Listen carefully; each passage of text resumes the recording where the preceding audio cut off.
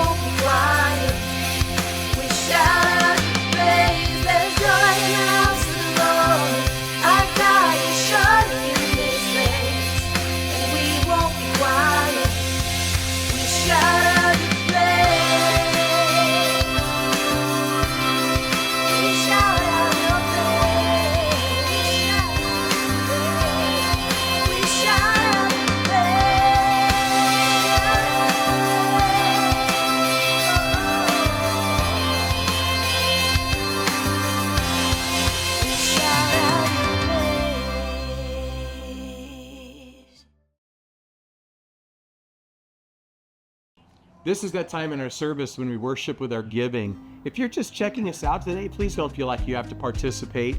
But if Sola Church is your church home or these online services have been a blessing to you, it's super easy to make a one-time tax-deductible donation or even to schedule a recurring gift. The easiest way is to scan the QR code on your screen, but you can always go to solachurch.life and click the tab at the top that says Give. Thank you so much for your generosity. You're making it possible for us to reach the west side of LA and beyond. Let's get into our time of teaching.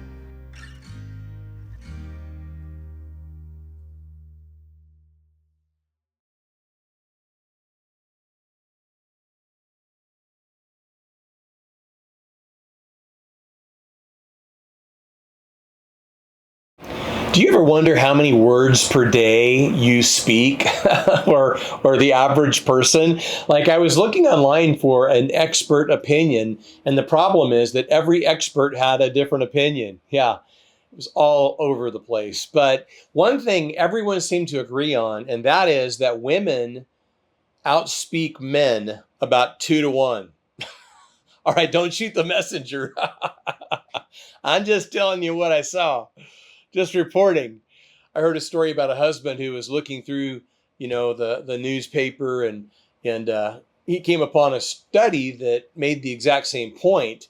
And so he was eager to share it with his wife because, they had argued about who talks more. And so he read it to her that men use about 15,000 words per day, but women use about 30,000 words per day. That's what this particular study showed. And the wife thought for a while, and then she finally said to her husband, "It's because we have to repeat everything we say." Oh, man. Oh, and the husband said, "What?" Words. We say them, we write them, we email them, we text them, post them, DM them. Some of our words are good, others bad. All of them matter. And that's why James wanted to talk about talk. Why we need to see what God has to say about what we have to say. So let's open to James chapter 3 as we continue our series called Next Level. It's so easy to settle. But what if God is calling you to grow, to lead, to live boldly? Like that's why this verse by verse series through the book of James called Next Level. It's all about practical, powerful faith that makes a difference in real life. This is the series that says, don't settle, go next level. So we're going to talk about talk today. We're going to talk about words that help, about words that hurt, and about words that heal. Let's begin with words that help. James 3, verse 1. My brethren, let not many of you become teachers, knowing that we shall receive a stricter judgment. For we all stumble in many things. If anyone does not stumble in word, he is a perfect man, able also to bridle the whole body. Indeed, we put bits in horses' mouths, that they may obey us, and we turn their whole body. Look also at ships, although they are so large and are driven by fierce winds, they are turned by a very small rudder, wherever the pilot desires. Now, in this passage, James uses 6 word pictures in pairs. And so here we get the first pair, the bit and the rudder. For everyone watching this online service who is a parent or a grandparent, you know how much fun it is to read to our kids and grandkids. It's been a minute since we've seen our granddaughter ever, but the next time I see her, I can't wait to read her a story. When her mom, my eldest daughter, Lauren, was little, one of her favorite books during a particular season was a book of opposites, So I don't remember exactly all of the, examples, but I remember that it was things like, say, the sun for daytime and the moon for nighttime. Like a snail for slow and a car for fast. Like hot chocolate for hot and a popsicle for cold. Well, if James were writing a children's book like that, he might have used a bit, which is small, and a horse, which is large, or a rudder that's small and a ship that's large. But James, he's not just making the point that the tongue is small while the body is relatively large. There's more to it than that. So look again at verse 3. He says, indeed, we put bits in horses' mouths that they may obey us, and we turn their whole body. I don't know if any of you watching are fans of horse racing, if you ever watch horse racing or go to the races. I saw where the highest race speed recorded over 2 furlongs, which is a quarter mile, was 43.97 miles per hour, almost 44 miles per hour. This was achieved by a horse called Winning Brew, who covered the quarter mile in 20.5 seconds. I mean, that's pretty amazing when you think about it. Like, how many of you watching online, when you were, say, in high school, how many of you could run a 12-minute mile or better? Maybe you can type it in to the chat feed or leave a comment. And how many of you could run a 10-minute mile or better? Could anyone out there run an 8-minute mile or better? Oh man, my eldest daughter, Lauren, who I talked about just a moment ago, she ran in the Boston Marathon. And I know if she only had to run 1 mile, she could easily beat 8 minutes. But for me, yeah, I don't run marathons. I do wind sprints between the sofa and the refrigerator. That's kind of my, that's my idea of a race. But, if you've ever seen a track though, like if you drive by a high school or a middle school, even an elementary school, in some cases will have one of those ovals, and you've got to run around that oval 4 times to run a mile. So once around the oval is a quarter mile. Can you imagine running that in roughly 21 seconds? Like, that's how fast that horse was. So with a bridle over the horse's head and with a bit in his mouth and with the reins in the rider's hand, well, the rider could jockey. In this case of the story I told you, the rider was able to jockey winning Brew, easy for me to say, to the record. Verse 4, look also at ships, although they are so large and are driven by fierce winds, they are turned by a very small rudder wherever the pilot desires. I don't know if you remember the ferry boat, the Andrew J. Barbary. It's been over 20 years now since it was in the news. On October 15th, 2003, there were about 1,500 passengers on board when the ferry boat actually veered off course and slammed full speed into the pier. 11 people died. Many more were injured. The assistant captain who was piloting the ferry had apparently passed out at the controls before the collision, and the captain was not in the pilot house as required by regulations. So neither the assistant captain nor the captain were able to pilot the ferry to safety. Tragic. Well, Winning Brew, the Andrew J. Barbary, what's the point? Well, the point is simple. Our words, like the bit or the rudder, have the power to direct, to lead, to steer others. With our words, we have power to guide others to record-setting heights like the jockey did. With our words, we have power to navigate others to safety, like the captain failed to do. Maybe this is why James cautions would-be teachers in verses 1 and 2, because we see in verse 1 that while teachers are more accountable, in verse 2, they're no less fallible. But all of us, whether we're leaders or not, whether we're teachers or not, all of us are responsible to speak words that help. To our friends, to our family, to our coworkers and our fellow students and our neighbors and to others at church. Words that help. Yeah, well, let's talk now about another kind of words. Words that hurt. Beginning in verse 5, it says, even so, the tongue is a little member and boasts great things. See how great a forest a little fire kindles. And the tongue is a fire, a world of iniquity. The tongue is so set among our members that it defiles the whole body and sets on fire the course of nature. And it is set on fire by hell. For every kind of beast and bird, of reptile and creature of the sea is tamed and has been tamed by mankind. But no one can tame the tongue. It is an unruly evil, full of deadly poison. So here we get the second pair. And we get a wildfire on the one hand and a wild animal on the other. At least in the case of fire, James maintains his motif, that is small and large. But here the emphasis isn't on direction, but on destruction. Let's look again at verses 5 and 6. Even so, the tongue is a little member and boasts great things. See how great a forest a little fire kindles. And the tongue is a fire, a world of iniquity. The tongue is so set among our members that it defiles the whole body and sets on fire the course of nature, and it is set on fire by hell. It's like James, what do you think about the tongue? And James is like, it's the organ from hell. Oh, so you're saying it's bad. Oh, man. Well, we could spend a lot of time breaking down all the nuances of the Greek, but let me just read this verse to you from a couple other translations. Verse 6 from the New Living Translation. And the tongue is a flame of fire that is full of wickedness that can ruin your whole life. It can turn the entire course of your life into a blazing flame of destruction, for it is set on fire by hell itself.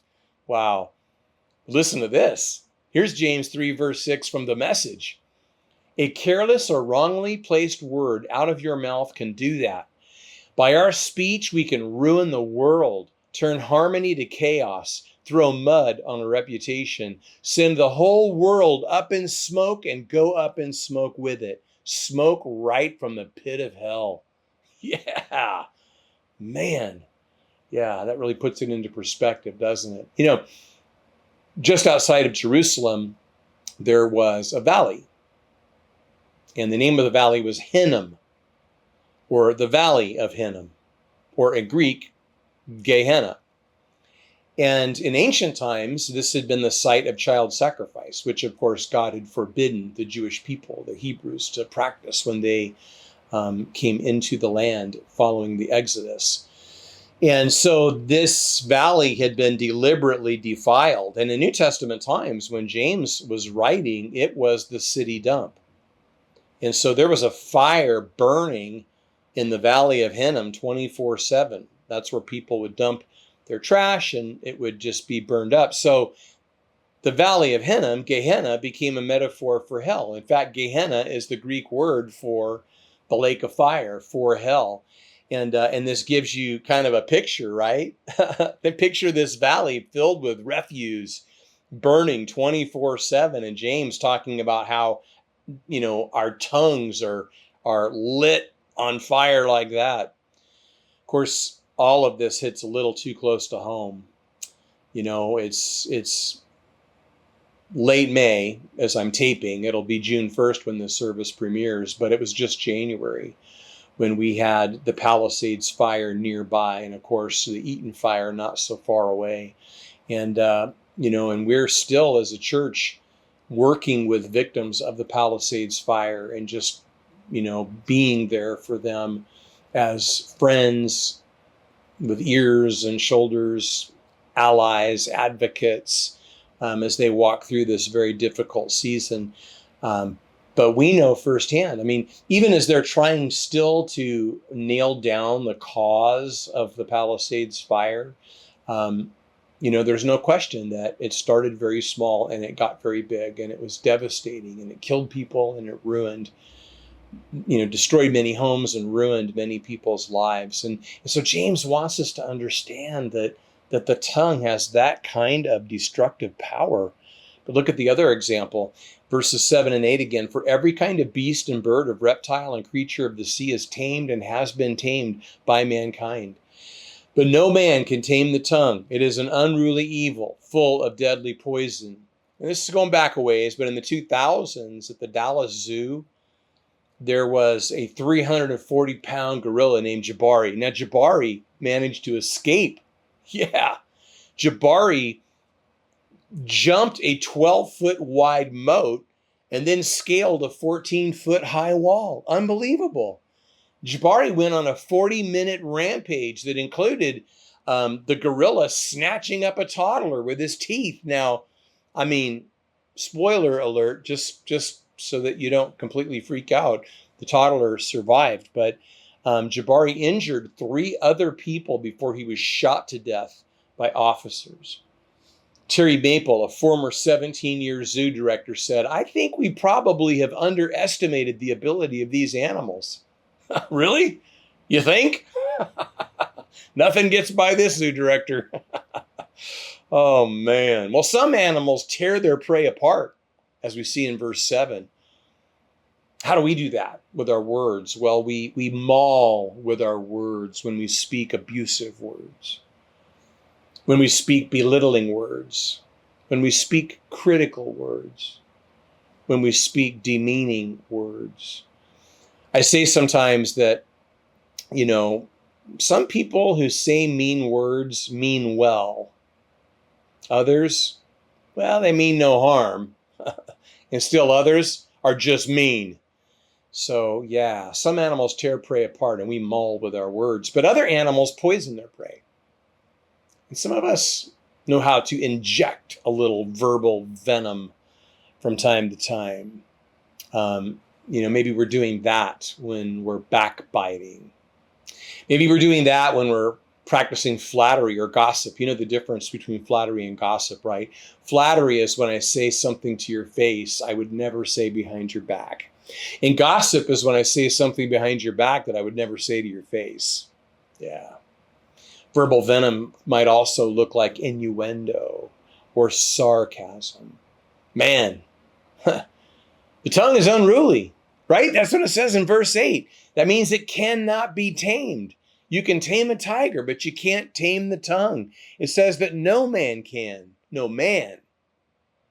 There is someone who can. We're going to talk about that next.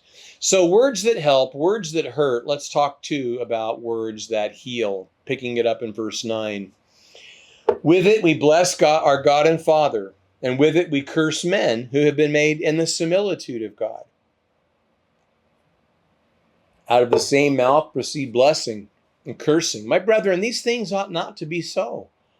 Does a spring send forth fresh water and bitter from the same opening? Can a fig tree, my brethren, bear olives, or a grapevine bear figs? Thus no spring yields both salt water and fresh. Now we come to James' third pair. And he's talking about a water supply and a food supply. We go from an emphasis on direction to an emphasis on destruction to here an emphasis on delight, which is cool. We'll come back to verses 9 and 10, but look first again at verse 11. Does the spring send forth fresh water and bitter from the same opening?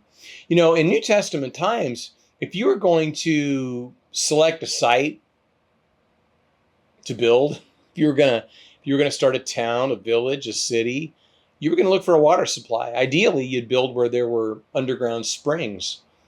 If not, you'd look for a place where wells had been dug or could be. If not, you might look for a place where you could build cisterns and collect enough rainwater during the rainy seasons to get you through the dry seasons. If not, you might build some place where you could at least create aqueducts to carry water from, another site to your site where you'd have pools to collect that water. Then as now, water was not a luxury, it was a necessity. And so James is talking about a water supply. But then in verse 12, a food supply. Can a fig tree, my brethren, bear olives, or a grapevine bear figs? Thus no spring yields both salt water and fresh. The food supply. If you were in New Testament, if you were living in New Testament times, you went to Trader Joe's in Jerusalem, you weren't going to leave without figs and olives and grapes. What I mean to say is that they were staple items. Many years ago when I was pastoring in Austin, there was a man who had immigrated to the United States from Italy. He spoke English with a very strong accent. I remember him coming up to me after church one week and saying, "Like it a fig?" And I was like, "I'm sorry, what?" And he said, "Like it a fig." And I'm like, "I'm so sorry, I don't understand what you're saying." And he said, "Like it a fig, like it a fig, like it a fig." He was trying to ask me if I like figs. Turns out they had a fig tree. And he'd brought me a bag full of figs. Like it a fig? Well, again, New Testament times. They liked fresh figs. They liked dry figs. They liked it a fig. Olives were eaten or used for cooking oil. Grapes were eaten or dried as raisins. Yeah. So water supply, food supply. Now going back to verses 9 and 10. With it, with the tongue, we bless our God and Father, and with it we curse men who have been made in the similitude of God. Out of the same mouth proceed blessing and cursing.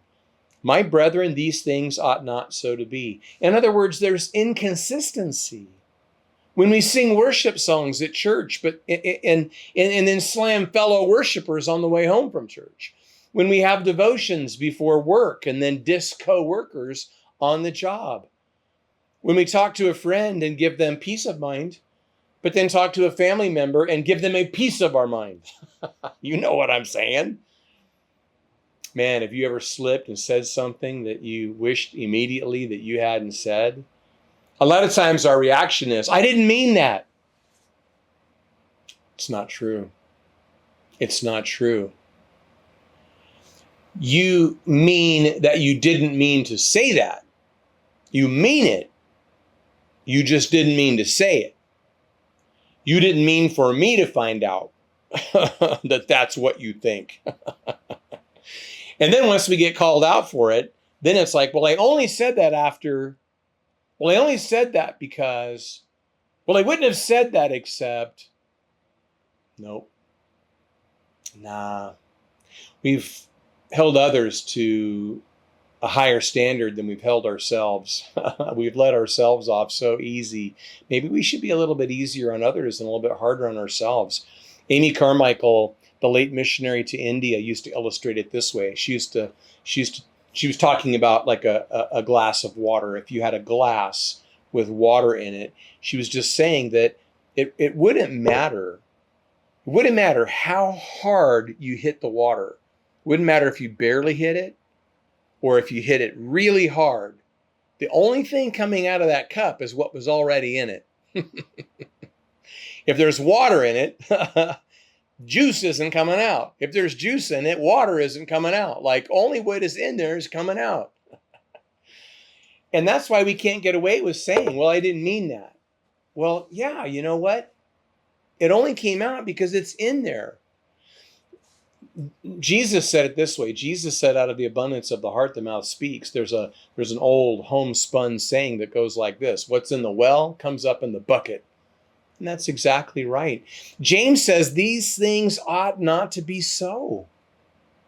I mean, if our mouths can be like a water source, verse 11, well, think about Proverbs 10, verse 11. The mouth of the righteous is a well of life. Yeah. If it could be like a food source in verse 12, Proverbs 10, verse 21 says, the lips of the righteous feed many. Yeah, that's good, right? On the one hand, we could picture a formal feast in ancient times. You know, when the guests arrived, a servant poured water over the guests' feet, rubbed them, and towel dried them. And then the guest's head was anointed with olive oil, and the guest was then given water to drink. All of this indicated that the guest was worthy of a peaceful reception. When it comes to my mouth, my tongue, my words, how I talk to people, I want to be like that. I want to do that. Well, over against a formal feast, we could think about a city under siege in ancient times. You know, they lived in walled cities, and sometimes the city would be under siege. So what would happen if the food or water supply was outside the city walls? Well, I mean, sometimes, like if there was an underground spring outside the city walls, they would have to tunnel to it and, you know, then bring the water into the city where maybe it could collect in a pool of some kind. But other times they would have to go and get it at great risk.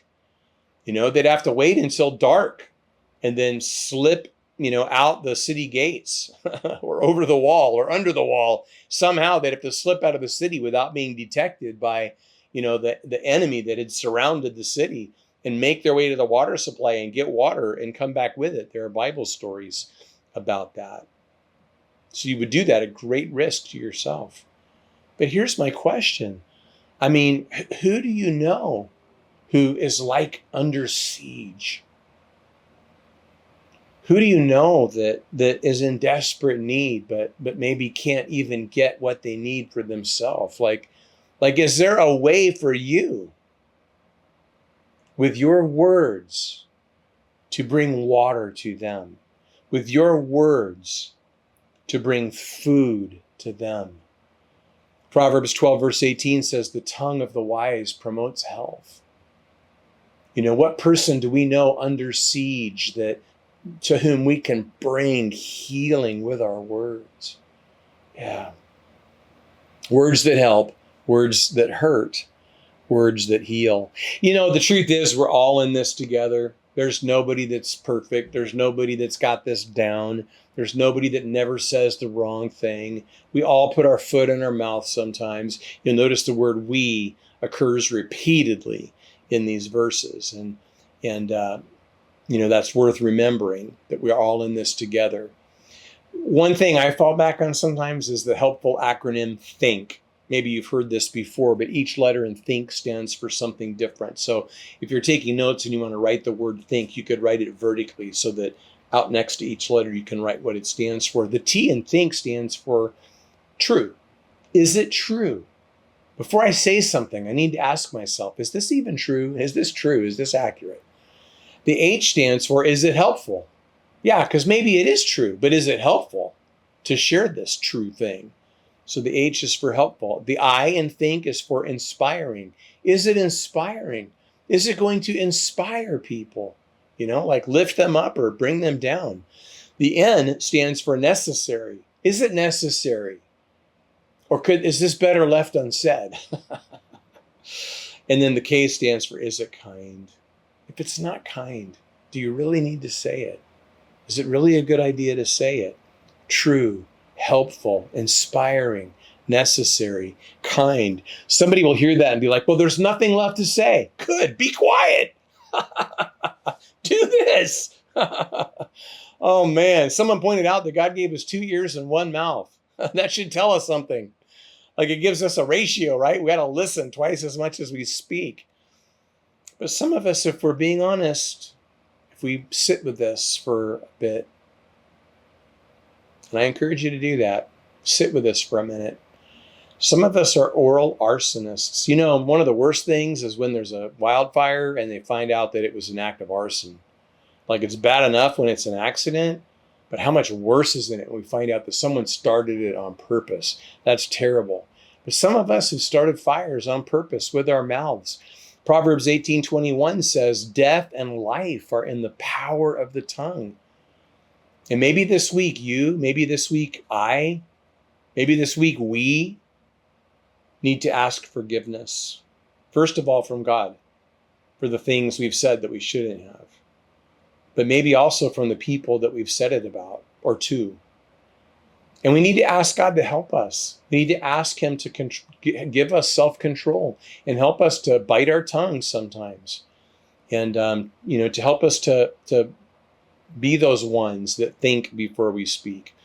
Proverbs 141 verse 3 says, set a guard, O Lord, over my mouth. Keep watch over the door of my lips. Yeah, that's a good idea to ask the Lord for that. And to be accountable, to be willing to be accountable for the things that we say. Remember in verse 10 that James said, these things ought not to be so. So, the abuse of talk, of speech, well, it ought not to be. And if it ought not to be, it need not be. God doesn't ask us to do anything that we can't do. And if it need not be, then it must not be. In other words, we need to aspire that instead of speaking words that hurt, we're going to speak words that help and words that ultimately heal. Father, thank you for this talk about talk. And I pray that we would all sit with this for a minute and allow you to bring to mind maybe those things that we need to confess to you and ask forgiveness for. And maybe those people that we need to, talk to and confess, that we were wrong and ask them to forgive us for the things that we said to them or about them. And Lord, give us the courage to do that. Give us the courage to Where there's been a wrong on our part, give us the courage to make it right. And then help us, Lord. I pray that you would set that guard over our lips and over our mouths, and that you would help us to be those people who would speak helpful words and healing words. Lord, may we turn a corner. Not that we're not ever going to struggle or that we're not ever going to slip up, but help us to turn a corner, to make a decision that we're going to stop making excuses, stop, cutting ourselves so much slack in this part of our life when we cut no one else any slack at all. And that we would really begin to think before we speak and to allow you to use our words to bless the people around us, to direct them and to be a delight to them. In the name of your Son, Jesus, we pray. Amen. And now it's time to fill out a Connect card. Yeah, just go to our website, solachurch.life, and scroll to the bottom of the homepage. That's where the Connect card lives. It's where you can let us know that you watched for the first time today. It's also where you can request information about our virtual small group. Super fun. We'd love for you to be a part. And don't forget, go and follow Sola Church on social media. Right, totally. It's at Sola Church LA on all your favorite apps. Let's connect. And we hope that everyone has a great week. And we will see you next time at Sola Church Online. Bye, everybody.